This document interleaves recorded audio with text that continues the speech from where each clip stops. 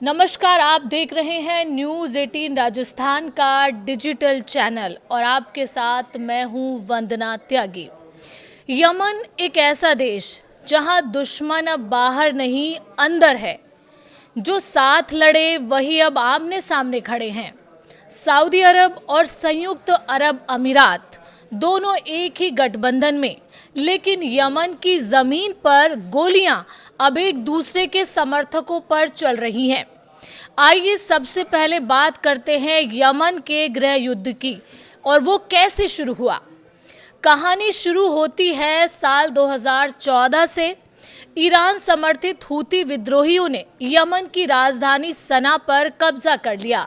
सरकार गिर गई और 2015 में सऊदी अरब और यूएई ने मिलकर यमन में सैन्य दखल शुरू किया सरकार को बचाने के नाम पर।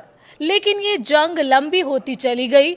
हजारों मौतें, भूख, तबाही और दुनिया का सबसे बड़ा मानवीय संकट। झगड़ा असल में किस बात को लेकर था, अब इस पर बात करते हैं।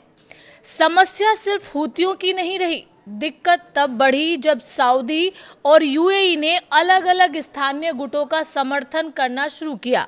सऊदी अरब अंतर्राष्ट्रीय मान्यता प्राप्त सरकार के साथ था और यूएई दक्षिण यमन को अलग देश बनाने की मांग करने वाले एसटीसी के साथ, यानी एक ही गठबंधन लेकिन जमीन पर अलग अलग एजेंडा। ताज़ा हमला, दोस्त ही बने दोस्त के दुश्मन। अब आते हैं ताज़ा घटनाक्रम पर। शुक्रवार 2 जनवरी 2026 सऊदी अरब के नेतृत्व वाले गठबंधन ने यूएई समर्थित एसटीसी के ठिकानों पर हवाई हमले कर दिए। इन हमलों में कम से कम 20 अलगाववादी लड़ाकों के मारे जाने की पुष्टि की गई। ये कार्रवाई ऐसे समय में हुई जब संयुक्त अरब अमीरात ने हाल ही में यमन से अपनी सैन्य मौजूदगी खत्म करने की घोषणा की थी। एएफपी की रिपोर्ट के मुताबिक हवाई हमले हद्रामौत प्रांत के सेयून और अल खाशा इलाकों में स्थित सैन्य ठिकानों पर किए गए। हमलों में एक सैन्य अड्डे और हवाई अड्डों को भी निशाना बनाया गया, जिससे क्षेत्र में हवाई गतिविधियां ठप हो गई।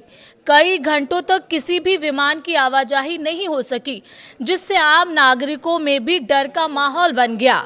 एसटीसी से जुड़े अधिकारियों ने कहा कि मारे गए सभी लोग उनके लड़ाके थे जो इन सैन्य ठिकानों पर तैनात थे। ये पहली बार है जब हाल के महीनों में सीधे एसटीसी के ठिकानों को निशाना बनाया गया है। इन हवाई हमलों से पहले यूएई ने घोषणा की थी कि उसने यमन से अपनी अंतिम सैन्य टुकड़ी भी वापस बुला ली है। अबू धाबी ने साफ किया है कि वो क्षेत्र में तनाव कम करना चाहता है। हालांकि इससे पहले मुकल्ला बंदरगाह पर हुए हमले को लेकर विवाद भी सामने आया था, जहां कथित तौर पर हथियारों की खेप को निशाना बनाया गया। यूएई ने इन आरोपों को खारिज करते हुए कहा था कि वो केवल वाहनों की खेप थी।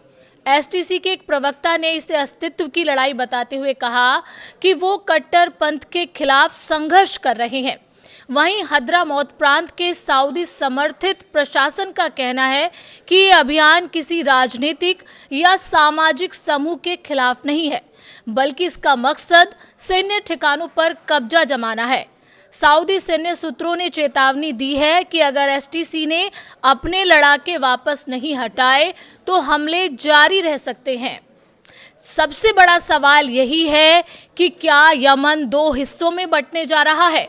सऊदी अरब और यूएई दोनों ही लंबे समय से यमन की अंतर्राष्ट्रीय मान्यता प्राप्त सरकार के समर्थन में दखल देते रहे हैं, लेकिन अब यही गठबंधन अंदर से टूटता नजर आ रहा है। दोनों खाड़ी देश जमीन पर अलग अलग प्रतिद्वंदी गुटों का समर्थन कर रहे हैं।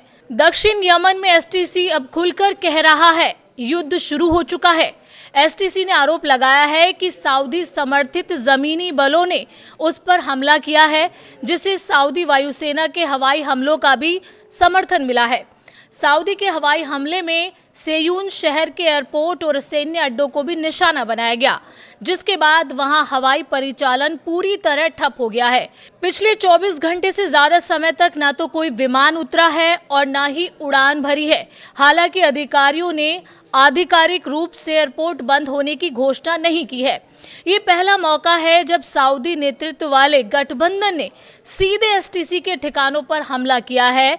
इससे पहले दिसंबर की शुरुआत में एसटीसी ने हदरमौत और मेहरा प्रांत के लगभग सभी इलाकों पर कब्जा कर लिया था, जिनमें तेल से जुड़ी अहम सुविधाएं भी शामिल हैं। उसी के बाद से सऊदी अरब और यूएई समर्थित गुटों के बीच तनाव तेजी से बढ़ा है। इस बीच आरोप प्रत्यारोप का सिलसिला भी जारी है। एसटीसी का आरोप है कि उससे कहा गया है कि ठिकाने शांतिपूर्वक लिए जाएंगे, लेकिन कुछ ही मिनटों में हवाई हमले कर दिए गए। ये हमारे अस्तित्व की लड़ाई है। सऊदी समर्थित प्रशासन का ये जवाब है कि ये किसी समूह के खिलाफ युद्ध नहीं, सिर्फ सैन्य ठिकानों पर नियंत्रण की कार्रवाई है। यमन की जंग अब सिर्फ सत्ता की नहीं, भरोसे की लड़ाई बन चुकी है, जहां दोस्त और दुश्मन की पहचान धुंधली हो गई है। और सवाल यही है कि क्या यमन को शांति मिलेगी या ये जंग एक नया बंटवारा लिखेगी। इस पूरे मसले पर आपका क्या कहना है, कमेंट करके ज़रूर बताएं।